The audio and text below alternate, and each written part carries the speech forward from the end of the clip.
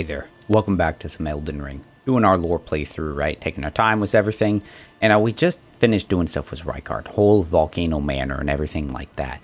And right before that, we'd also been at the Stargazer Ruins, way up here, way to the northeast from where we are right now, at the mountaintops of the Giants. Now that's important because this is where the astrologer started from, right? That's the Stargazers, who eventually went down this way, following the moon, to become the Carian royal family. That is Renna, right? Now, did all the Stargazers come with her? Who's to say? All the astrologers? Maybe. Some of them, to a degree, right? But the reason I'm bringing all this up is because there is another Carian family member we have not finished helping doing the quest line for, and that is Ranni, right? We finished it, getting the Finger Slayer blade, because she's trying to do something with like the fingers, the dark path of the Empyrean, right? And that's what War Counselor E.G. tells us. He tells her that she is now departed for the dark path of the Empyrean through Renna's rise. And we never followed up on that because we had our own objective to get through. That was to get the half-wheel wound of the centipede, the curse mark of death that was on her body, because that's what she used. She orchestrated the Night of Black Knives. All of this to like slay her body. And now she has a doll body, right? And so we did that because we were helping Rajir, and then by extension Thea from there. And we never went back and checked this out. So like we're a little late on that. So we're going up here to check out Renna's Rise, one of the 3 like wizard towers or sorcerer towers in the Three Sisters area, right? And it's pretty much the same as the rest, right? You've got all the like glintstone crystals, etc. going up. But normally when you get to the top of these things, they're going to have like memory stones. And this one in particular is actually sealed off. So when Ranni went and took her dark path, she probably opened up the seal because she didn't want anybody else to take it. And then she needed to do it when it was time for her to do it. And now we have the Snow Witch hat, robe, and skirt. Because that is kind of how she introduced herself, right? She said she was the witch Renna, and now she's taking Renna's tower. A witch's pointed hat, frigid and frozen through, of a style associated with practitioners of heretical sorcery. It strengthens cold sorcery. Once worn by the snowy crone, who the young Ranni encountered deep in the woods. She was a witch, well versed in cold sorceries. It is said that the doll that houses Ranni's soul was modeled after her. That old witch was Ranni's secret mentor. Alright, so there's a couple things we can kind of get from this, right? So, a witch is pointed hat, right? And it is calling her the Snow Witch, and she introduces herself as a witch, right? And there's a couple other things that kind of talk about, like, witch as well. What's her name? Selen, she's also called the Graven Witch, right? So this witch thing kind of seems like it's associated with heresy. And then when you see it, like it says here, of a style associated with practitioners of heretical sorcery. See how this one is also, it's called a hood, but it's got that same kind of like pointed top to it, right? So heretical. And then Rajir's as well. See, glintstone sorcerer Rajir's pointed hat, a sign of heretical practitioner. So again, this like pointed hat, this wide brimmed thing, which is all kind of a callback to Big Hat Logan and stuff from the previous Dark Souls games. But you know, this witch's hat is often associated with heretical sorcery. And these heretical sorceries are typically your things like the hexes or the briar sin things, which again, I would like to say that this one doesn't actually say it's considered heretical by the sorcerers of the academy, right? Whereas when you go into some of these, let's see, used by the old Snow Witch, the snowy crone taught young Ranni to fear the dark moon, right? Yeah, briars of sin and aberrant sorcery discovered by exiled criminals. Sorceries most reviled by the academy. I swear there was some more that actually said they were like considered heretical by the academy. Yeah, actually, I really only seem to have like the one sorcery that seems to be like considered heretical, and that's the briars of sin one. Even though I swear I remember reading more sorceries that were considered heretical or reviled by the academy, right? But it strengthens cold sorcery. Now, it's worn by the snowy crone that she encountered deep in the wood. It was a witch well versed in cold sorceries, and said that the doll that houses Ranni's soul was modeled after her, right? So, and she was her secret mentor, right? So we know that Ranni was probably guided by her mother, right? She is a lunar princess, right? The lunar princess Ranni, etc., right? And so it would make sense that she does that. but she's a secret mentor, meaning other people didn't know about her. Probably her own mother didn't know about her. And so they taught her, she taught Ranni these cold magics. And it's not the only thing she taught her. She taught her to fear the dark moon, the cold moon.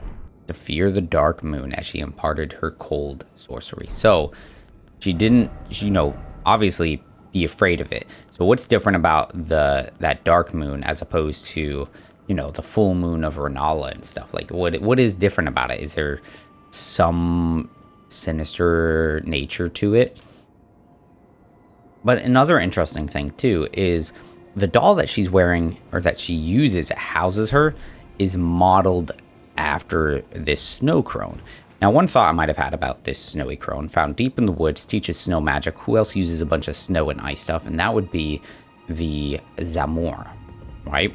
But it doesn't look like any of them, because her body is smaller statured, has 4 arms, and the only other thing I can think of that has like 4 arms would be the strange like revenant worshippers, right? The royal revenants and stuff that you find sometimes in the woods in Liurnia is something to note. Like all along in here, specifically in the like Laskiar ruins, you find a bunch of them in there, right? So is it in these woods that she met this old snowy crone who's then imparted some cold sorceries and wisdom about the dark moon to Ranni? Who's to say?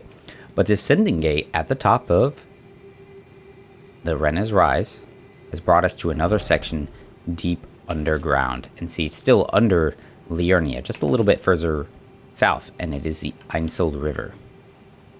Now, this is a different section. Like when we came through, we came along here, followed up, dealt with some of the Ul Palace ruins and stuff, from that ancient dynasty where we then found a hermit merchant and stuff. Came along here, and we found one of those chair crypts and a dragonkin soldier. So right up here should be some eternal city. And why would we know that? It's got the same architecture as a dragonkin soldier of Nokstella, and we found Nox, or Nokron. So now it looks like we can continue down this way. But look, there's Side of Grace, Coffin, which is similar to where we also had the aqueducts as well, and a miniature Ranni. A doll resembling Ranni the Witch. From head to toe, every detail is perfect. This unresponsive doll seems pleasantly cool. Alright. Here we can see we can try and talk to the miniature Ranni, much like how we would talk to Melina, actually. Nothing. Nothing. Oh, a dogged fellow, aren't we? Or is it merely thy habit to talk to dolls? Fine. Fine. I hadn't expected any soul to recognize me in this guise. It literally looks like but you. Now the cat is out the bag. I cannot allow thee thy freedoms. Perform for me a service as recompense. Eliminate the baleful shadows which prowl these lands.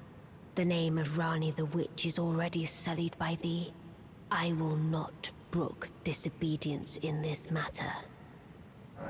Alright, so Baleful Shadows that roam the land. I don't know what Baleful Shadows she's talking about. It's the first time hearing about them. I don't know how we have sullied her name, unless we sullied it by simply following her. Is that the deal? Is that what was wrong? She seemed very upset for what seems to me very little reason, which always frustrated me very much. Perform for me a service as recompense. Eliminate the baleful shadows which prowl these lands. The name of Ranni I will not... I just sullied. We have helped her out so much. We helped defeat Radon. We got her the Finger Slayer Blaidd. Like, we've helped her out a lot. So it's I always found it very frustrating to hear about all those things from her. But look here, Clayman. Why is there Clayman? Because we are pretty close to the old ruins. And actually, if you think about what's above us as well, whenever I can actually get the map back open again, they're right above us, specifically in this section. You know, we've got the walking mausoleum complex and stuff, as well as, you know, I think they called it the Old Palace Ruins, where there's a bunch of ancestral followers. So right above us, right up here, it's literally there, actually. So this is the ruined labyrinths. We find statues that go to these ancient dynasty ruins, and then all along this path and actually up to the minor Erdtree are these ancestral followers. Now, you know, there's always a question of like who these ancestral followers kind of follow. And just given that they're always around these ancient ruins, like the Old Palace ruins, specifically not here, but like down underneath the Schiefer River and stuff, it makes me think that they have ties or are interested in that ancient dynasty. But now we have one of these things. We found a few of them before, always hanging, shooting and using some kind of devastating gravity magic, right? Very insect-like, big pincers like the, falling star beasts, which are also users of gravity magic. But again, that split head was a weird eye. But you know what that looks like? Is our friends, the ancient glintstone sorcerers, the primal glintstone sorcerers, Lusat and Azur, how their heads have like split open and are basically just glintstone at that point. The brains are no longer organic. And see, this is sitting in with his skull. So is this a similar thing there, right? Where the brain and matter is all essentially glintstone? He is using glintstone sorceries, essentially, right? With gravity magic. Maybe. But he does have the wings. It always kind of, this fringe of head, skull, they're very bizarre. And at this point, we don't have any actual, like, answers or explanations for them yet, outside of, like, where we find them. And that's always underground. We find one here. There's another one right over here. When we go up north, outside of the capital, there's one up in here. And I want to say there was another one we found as well. And I really feel like there's a mosquito or something buzzing around my face. It's really annoying. But that has to be the path, right? Flanked by our strange, mysterious tall man. But there's some other stuff to check out here too. We got ourselves some Miranda flowers. Alright, fair enough. They tend to end up in all kinds of places anyways. But these are a little different. It's hard to see because of, it being underground and dark. But look how this pollen is releasing is very yellow. And if we end up like walking into it, it is spreading madness to us. Not poison, not rot, madness. And we see that outside of the frenzied village where we end up dealing with Vike, or at least the festering fingerprint invader Vike. Ooh, didn't expect them to explode. Because, of course, our bird does fire, which is really helpful for this, actually. Yeah, but I bet if we pull open the map and we look right above us, I think we would actually find that this is actually pretty close to where that's at. Because I hadn't compared it to where that village was at, really. I was too busy looking at the ruins and, the Erd tree where the ancestral followers are and everything. Yeah, it's pretty close, right? Right there, Frenzied Flame Village. So it's just right south of there. Oh, this waterfall would take us down to where we originally at the Ainsel lower level. And here are our Clayman ashes. The spirits of two Clayman. Bowed with age, these spirits are sluggish but hard to stagger. We see that when we fight them. The warped remains of priests who searched for revelation in service of the ancient dynasty. They employ two sorceries that produce smaller and larger bubbles. So they are the remains of priests, searching for revelation in service for the ancient dynasty. Now, where are they searching for this revelation? They are looking for oracles in the bubbles, right? We see that in the oracular bubble spells. So they're priests that originally served whatever this dynasty was. And their service was to find oracles or revelations in the bubbles. Kind of like a scrying thing, I would imagine, right? But the remains of them, so they're somehow like reanimated through like clay and sludge, right? Which is really interesting. In a way, it kind of makes me think of you think of all the like, what would you say? Those like fleshy mob blob puddle things, right? We find them in various places. You see some big like blood ones in the Mogwin dynasty area. There's a bunch of just generic ones. There's poison ones, rot ones, right? In a way, it kind of reminds me of them, especially when you see how they like drop down like that into like a fleshy puddle. But of course, as we go down this river, what were we finding is formic rock, which is telling us that this is lands that probably have giant ants, which, on the other section of Ainsel River, what did we find? giant ants. So, of course, there's more here.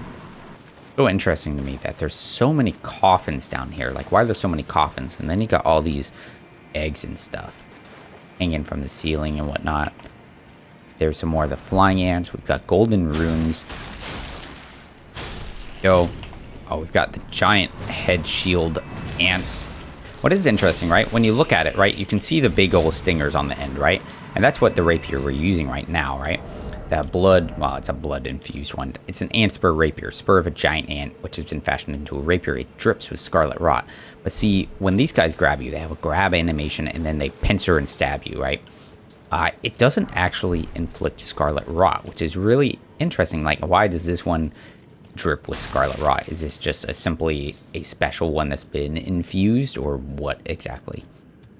Well, we're going to check down this way first before we go the other way, because that route over there looks like it is hard committing down into, like, we saw this stretch right here, like it's some kind of aqueduct or dam that goes with the Ainsel River. But right over here, we've got another, like, little window of stuff, and we should see ourselves star callers, those who search for, like, fragments of ruins, meteors and stuff, right? And they dub themselves star callers. But it's interesting about their pose, right? How he's doing that kind of like a T-pose deal, right?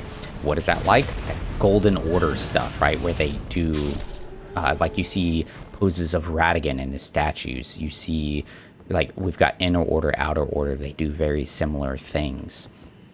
So it is really interesting. But this would be where we would see another one of those gravity creatures hanging there, right?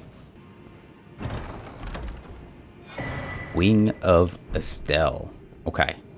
A sword fashioned from a delicate wing. Weird that it's a delicate wing, but it's a sword, right? Suffused with the magic of stars. Strong attack unleashes a wave of enchanted light, crafted from a relic of the natural born of the void, who is said to have assailed the eternal city. Its skill is Nebula. Send forth a dark cloud of stars that lingers briefly before exploding. And I mean, you can kind of see the wing-like thing where it would, like, attach up at that top right section. And it has that kind of blue, nebulous, star-like color thing, right? But something to note here, right? It said crafted from a relic of a natural born of the void that assailed the eternal city. Anytime you read these, like, weapons in particular where they say relic, it's not saying something like a cup, like some old item. It literally means, like, a part of somebody, like how Catholicism often has ancient relics of, like, saints and things.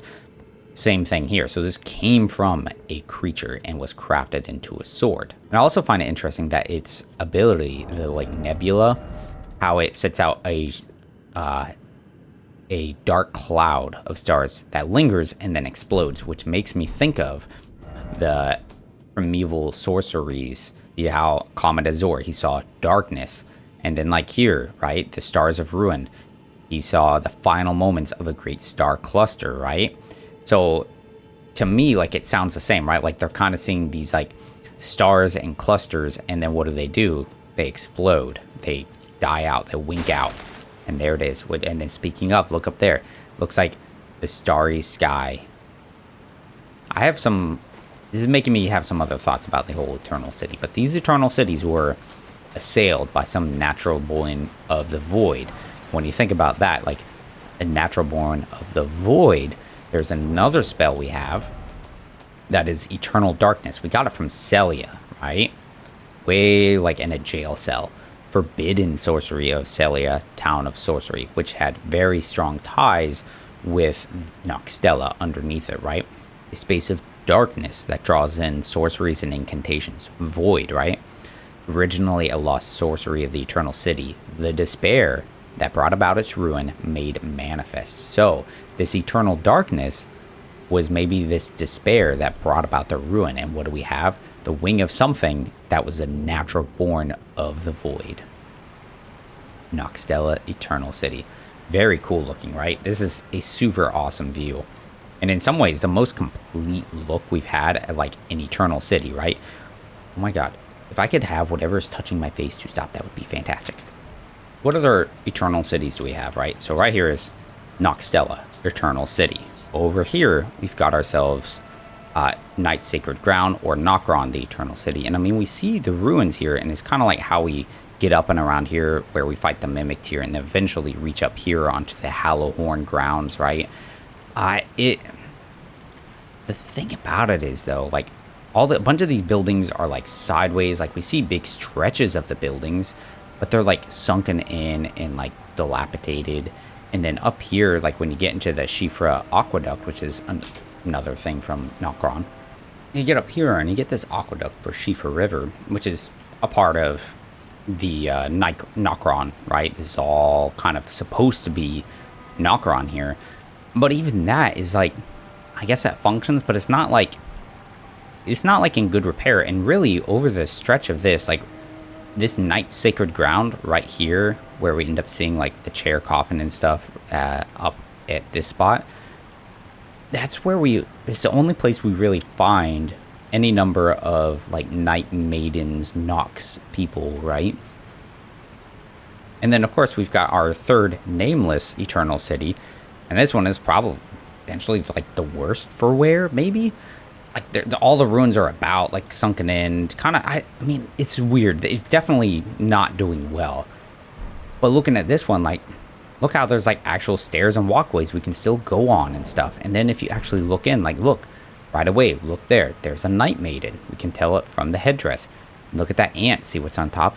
A Nox Swordstress. There's actually, like, if we look way over there, Nox Monks. Like, there are quite a few of the Nox residing in this area. So it feels much more kept than the others, despite having been assailed by something. Now the question is, did they just weather it better than the other two Eternal Cities? Or maybe like there were just more survivors here, like something, huh? And of course, we can talk to Ranni. Let us speak of the past a while. I was once an Empyrean. But no more. Of the demigods. Only I, Mikola, and Melania could claim that title. Each of us was chosen by our own two fingers. As a candidate to succeed Queen Marika. To become the new god of the coming age. Which is when I received Blaidd. In the form of a vassal tailored for an Empyrean. But I would not acquiesce to the two fingers. I stole the rune of death, slew mine own Empyrean flesh, casting it away. I would not be controlled by that thing. The two fingers and I have been cursing each other ever since, and the baleful shadows are their assassins.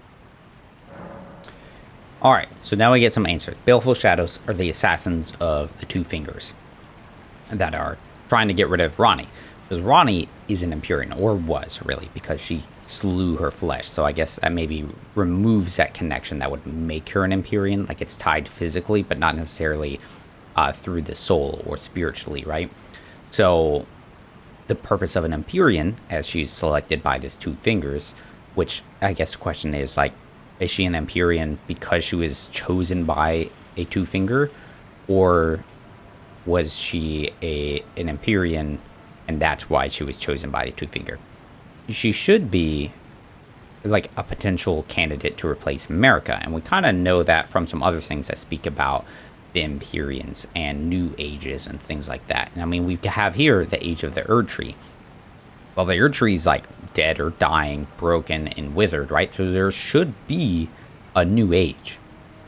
But no Empyrean has taken up the whole like throne, essentially, the godhood, the position of Marika. But like, why is that? Well, it's because nobody can like seem to reach her. Like, we can't reach her either because the way is blocked by impenetrable thorns. The whole purpose of us burning the Erd Tree is to get into that. That's why Melina's like, hey, this is my purpose, is to do that.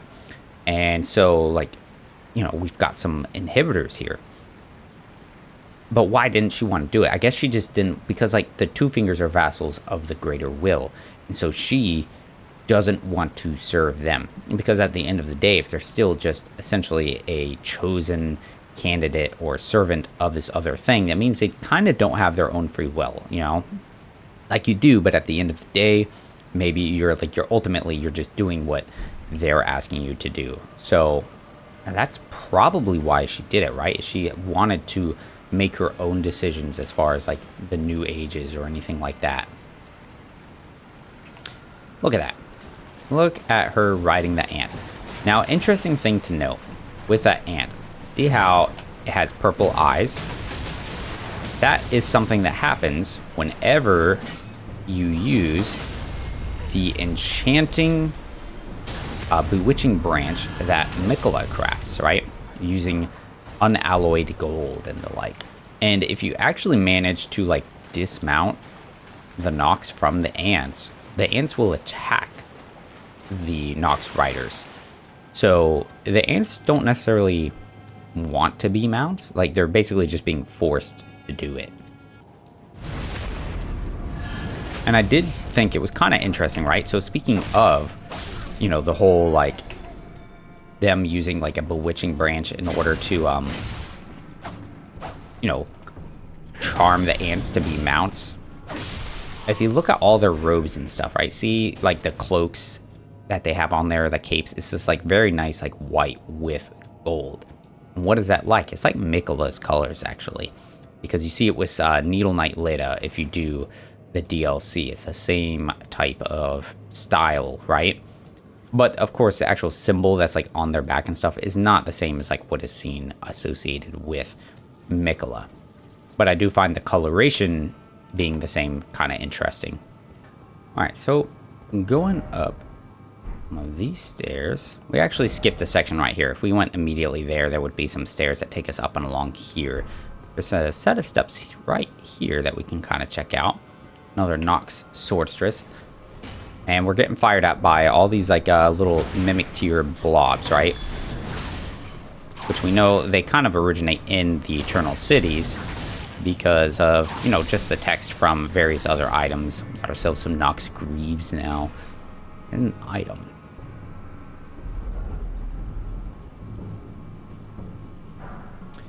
Great. Or Ghost Glovewort. Excellent. Now, these Gloveworts and stuff are associated with death. They're kind of like a, I don't want to say burial flower, but you find them at grave sites in catacombs. They are used for attuning and communicating, offering with the dead and the ashes, right? Because that's what Roderica needs in order to enhance them, right? It's a conversation that leaves both parties enriched.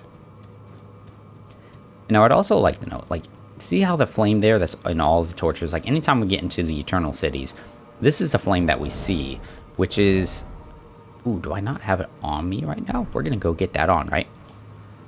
It's like the ghost flame, right? Because that's what the Band of the Hawk, the Fallen Hawk, found in the underground when they burned the bodies of their fellows. Metal torch that burns was cold ghost flames, tool of the fallen hawks who prowl the underground rivers. When the band's last embers were used up in their long search, they began to burn the bones of their fellows, acquiring the cold ghost flame but sealing their fate as dwellers of the underground for all eternity. So somehow that makes them trapped underground. Why is that the case? Would not tell you. Let's see if it looks kind of the same. You know, not quite. This one on the left has a little bit more of, I don't know what you call it, kind of a colorless gray, and the Nokron flame is a little more blue, which makes me think more sorcery. So not necessarily ghost flame, but sorcery, right?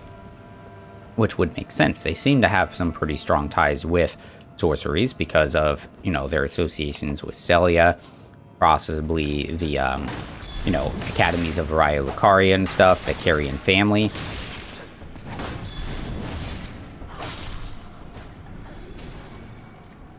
Look at all the dripping things. See all the dripping stuff that's kind of coming down. That's where I think, you know, you get that monk, the silver, flowing silver monk, flowing metal, and skull plate. And I think this is kind of like it makes me think of like a coffin, in a way. A huge head of one of the giant ants which inhabit the 2 underground rivers, used without modification as a shield. They are venomous creatures, granting a boost to immunity when wielding the weapon, and they can apply poison with it. I think I don't have enough strengths to use it, unfortunately, because I've kept my strengths kind of low. 28. We're close. Here she's using like a little knife. It reminds me of the Erd Steel daggers you know, something given to high ranking or people with allegiance to the Erd tree. And the Night Maidens are the highest of clerical ranks that the like swordstress and monks like protect. And look how these guys are like electrified, which is kind of interesting to me because at no point did it ever seem like they were really associated with lightning. But I will note that there is the lead tier like blessing or like aromatic that you could use from the perfumers, and that gives you a metallic body that's harder and reflects attacks and stuff. The thing about it is it makes you weak to lightning, and it's also made from these husks. So it's like it uses these and makes you weak to lightning, and then some of these things that you find also have lightning on them. So why is that the case? And there's more of those body things. It's like here, a swordstress was like a chalice of kinds. Ow. This is not going well for me. I do think it's interesting how all the windows in here, like this metal covering, it's kind of the same in some of the buildings you see in the capital of Leyndell. All the way up we go. We can actually see a ball up there. You can see some of those rooftops. Those are sections like we had jumped on before when going through Nokron. Not so much Nokstella. The bodies like up there are very large. Even some of those other ones we've seen, they are actually quite large, which then kind of makes me think of the revelers of Dominula, how they have these bones that are just a little bit too big to be human bones. So the question is like, where did they come from? And then of course we see all the bodies like underground from here, like along the Ainsel River with the ants, and they're all fairly large, like humanoid looking bones, but large. But a sealed doorway. Why is it sealed, and what's behind it? We see one monk, two monk, and then a bunch of these, like, to me they look kind of like sarcophagi, right? There's a chest for us. Actually, I never really looked at the chest, right? Night Maiden and Sorceress puppets, but look on the bottom edge. It's almost like remind me of the Sorceress statues we see, right? Kind of up and holding something in their hands, but it looks kind of like an urn of sorts. So maybe some kind of like death offerings, right? And then even across this one, it's like a very fancy like filigreed thing, which is just totally on par with their stuff. They are very elaborate with what they have going on, which is a huge stark contrast when you compare it to like the ancient Ul ruins, which are just like almost simplistic stone type things and like no kind of metallic work at all. Fine work thing, and even the leaves across there almost kind of makes me think like Roman. You think like the laurels and leaves and stuff. An old puppet crafted in the Eternal City, used to summon the spirits of a Night Maiden and a sorceress. These sisters, members of a cold-blooded race who wield flowing weapons, became puppets of their own volition. So they chose to become puppets, and they're sisters, but a cold-blooded race. So these like Noks are cold-blooded, which makes me think of the serpents, like serpent men of Volcano Manor in a way. But are they actually related in any fashion? I can't imagine. So like nothing else in this whole thing really makes me think of any connections between the two, really. All right, big old ball. You can get ready any moment now. It's got some interesting whirls on it. And it does make me actually think of something. It's just a DLC kind of thing. Larval tier. Why would it choose to become a ball? If it could kind of become anything, why would it choose that? See, there's another ball. You're way up high now. Would have been a really awesome sight to see, like in its heyday when it was like truly set. I wonder, like, the nebulous sky. So, if their doom came from some abyss or darkness, which in turn seems to kind of come along with, like, the stars, and we can figure that because of that wing of Estelle, right? Comes from the wing of something that assailed the Eternal Cities. Born from the Void, which lines up with the old, which lines up with what we read was like kind of like the Eternal Darkness spell, right? Darkness and Void are pretty similar. Not necessarily the same, but similar. But at any rate, the reason I'm bringing all that up is you think of like what happens when you use this skill on it, and it's like a nebulous thing. And that's a lot like the sky that we're seeing above Nokron. What are we going to find when we get up there? Look at that. A chair crypt. And there's actually a plethora of these bodies. A number of these actually look kind of normal size too. So maybe some of them are just made larger for the environment, essentially, just like a game design. But we can also summon our bird here. Deal with whatever's right in front of us. 2 mimic tears, crafting these things. And see, it's almost like a church, right? We know that's a chair crypt. And we see it with the giant bodies sitting on top of it, right? And so, like, I wonder, right? Do they somehow worship, like, death in some fashion? Because we find lots of grave gloveworts and things tied in with their locations underground and stuff, right? Which makes me think that there's some tie in there, right? But, like, with these chairs and stuff, you know, it's like they were up here. Maybe they're listening to some kind of, like, sermon. You know, if it's, like, a burial place, they come in there. Maybe there should be, like, a giant. How would they fit in there? I don't know. But then you get the burial section, whether they're there, and then some final offering underneath it in these chests, which each time we've opened them, with the exception of one, we've gotten things like gloveworts. But here we get the Moon of Nokstella. The other one we found underneath in Nokron had the Finger Slayer blade. So now we find the Moon of Nokstella, the Black Moon, right? Yeah, and if just looking at it, you know, I mean, moon-like in the central piece, and then surrounding it is a very just Nokstella design with like the etchings and the kind of bluish color and some of the green as well. A legendary talisman is a treasure of Nokstella, the eternal city. It increases memory slots. This talisman represents the lost Black Moon, Moon of Nokstella, with the guide, countless stars. So, this Black Moon of Nokstella was a guide for the stars, countless stars. But it's lost, and each of these memory stones we get of this like polished black color in stone are supposed to be fragments of this Black Moon.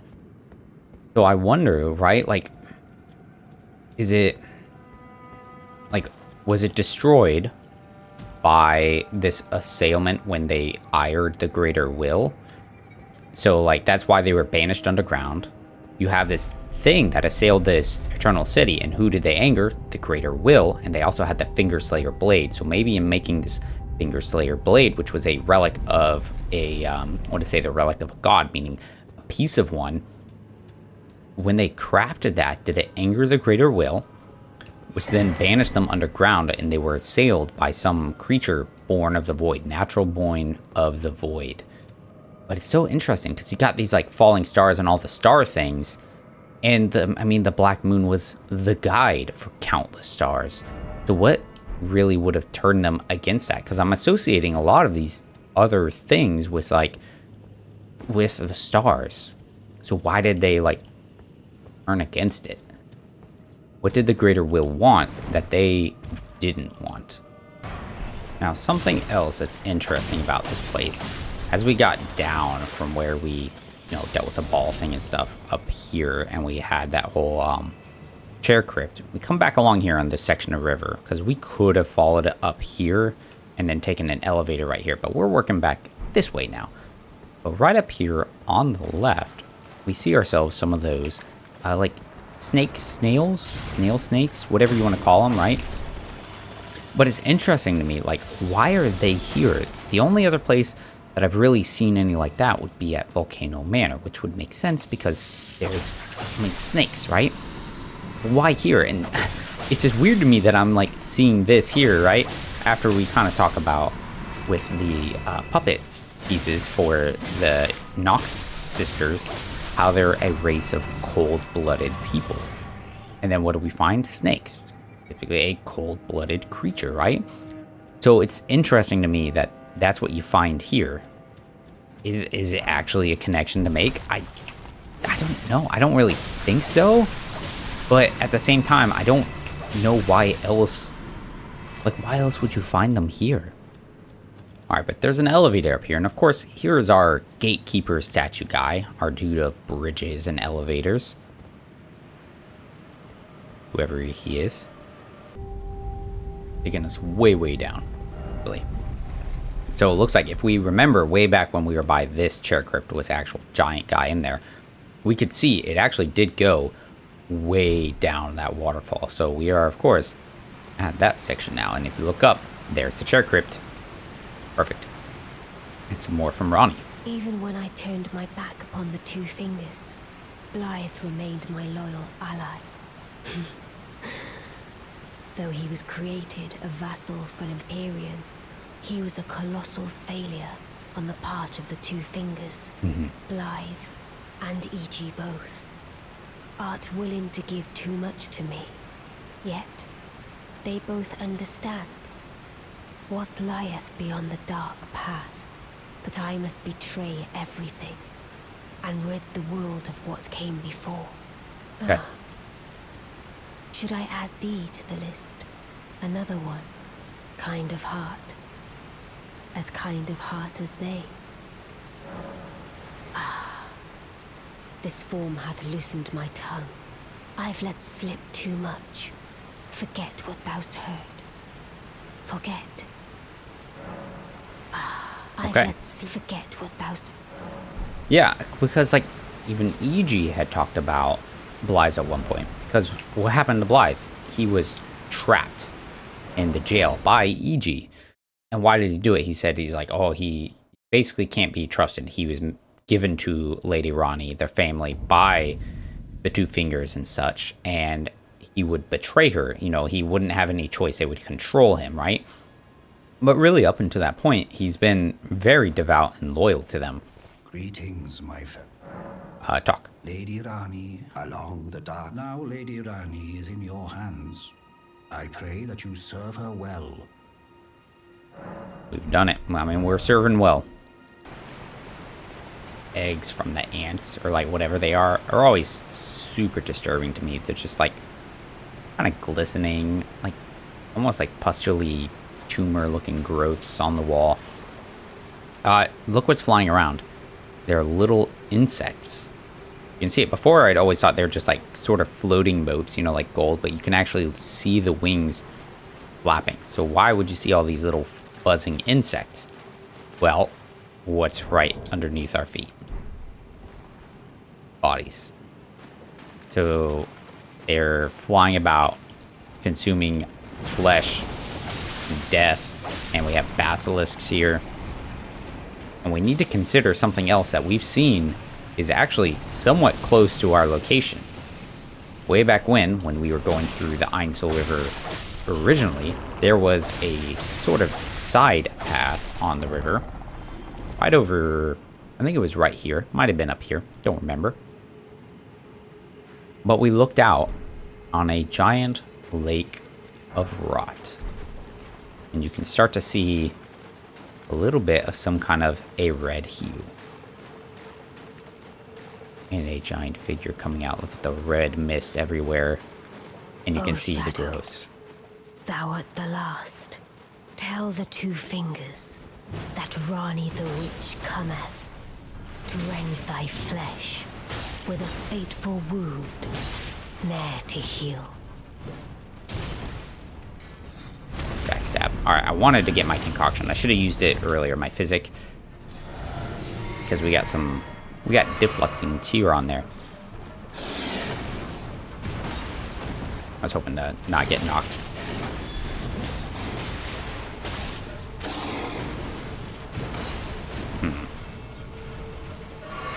He always like, so it's Blaidd, right?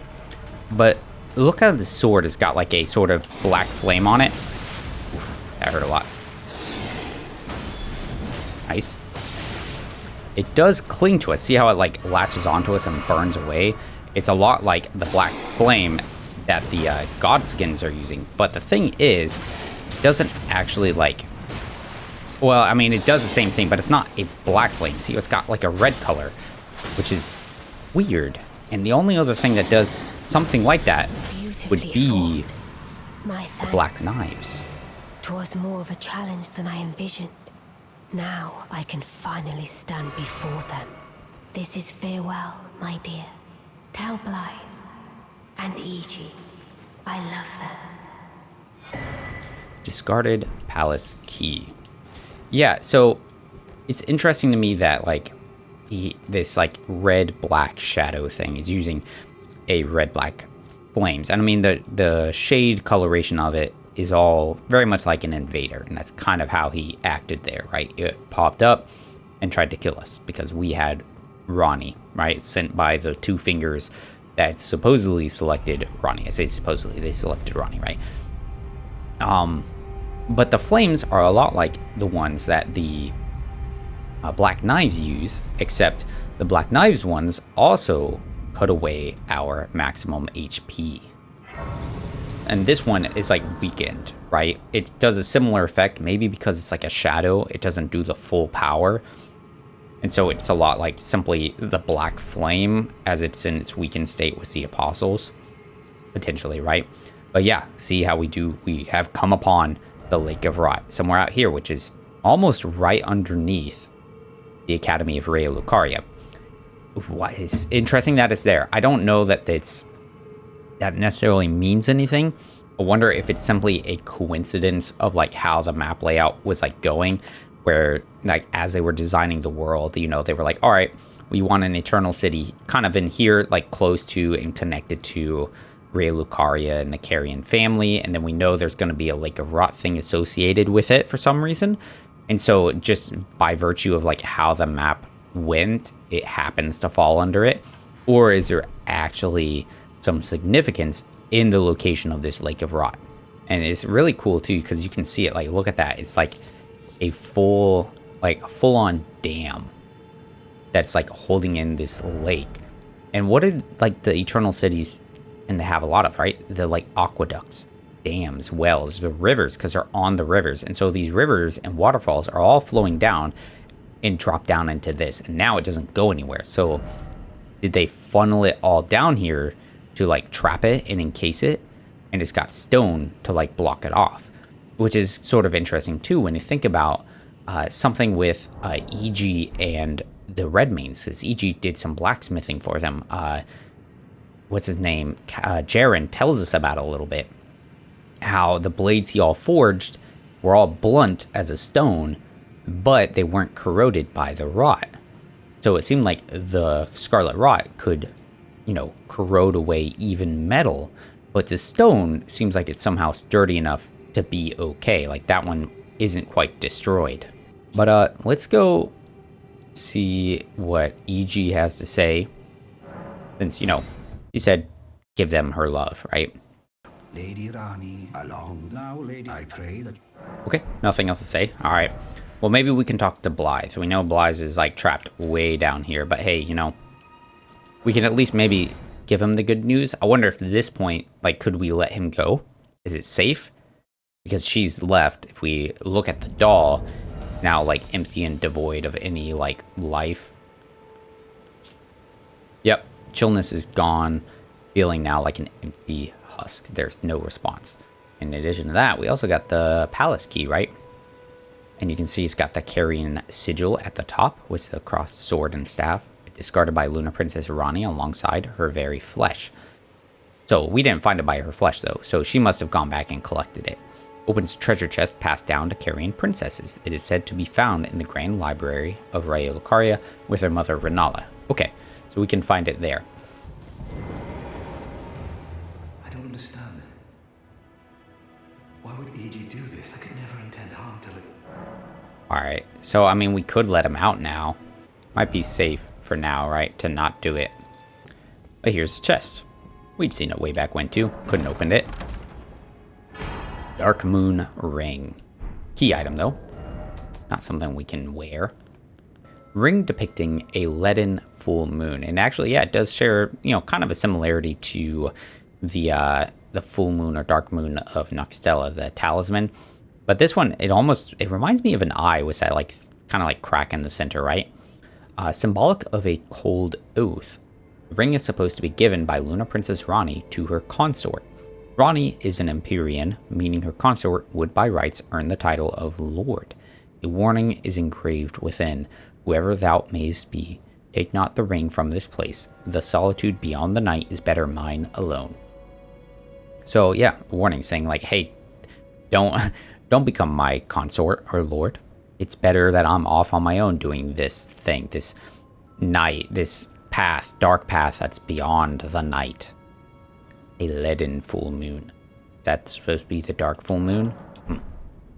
I do think it's interesting that, like, when Ranni was talking about the Baleful Shadows, she's like, Baleful Shadows, plural, like there would be multiple, but we only fought the one.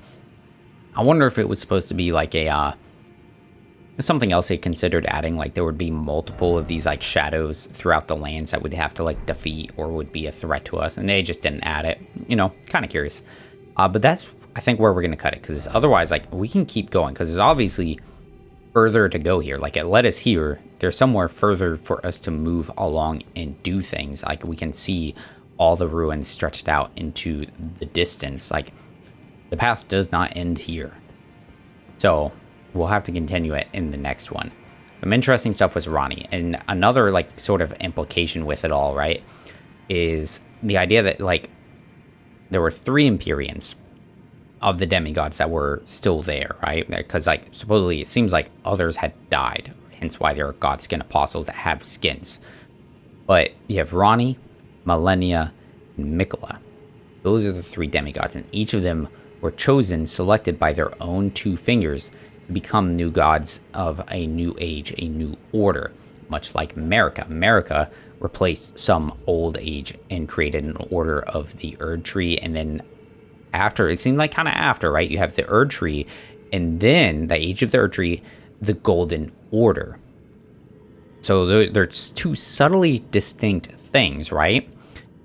And so their role would have been to do that new thing, but they each had 2 fingers. And so when we think about that, and each of these like divine towers, right, they all have the bodies of 2 fingers at them, right? The only one that's an exception so far is the Divine Tower of Liurnia. What do we find there? It's Ranni's body. And what is she talking about is her 2 fingers. Like when she, like, would not acquiesce to them, right? She slew her own body and flesh so that she could, like, fight their will.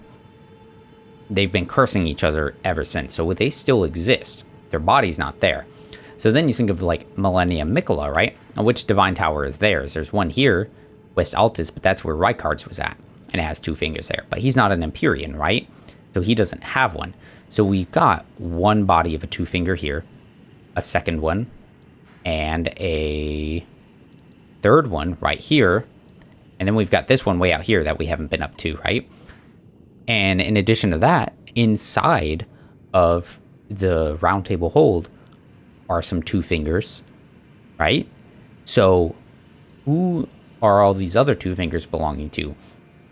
Were they just like, did they just exist and they didn't actually have demigods? Like, that's a potential thing. Or have there been other Empyreans that they have selected in the past that didn't come to be? They didn't reach fruition, didn't become a god, right? Some potential ideas there too, right? And I do have to wonder then, who is the 2-finger of the round table hold belonging to, right? Is it America? Because America is a god, which means, like, from what we can kind of tell, she would probably be an Empyrean then, right? Interesting thoughts. Thanks for joining me. Hope you enjoyed it. And, yeah, see you guys on the next one.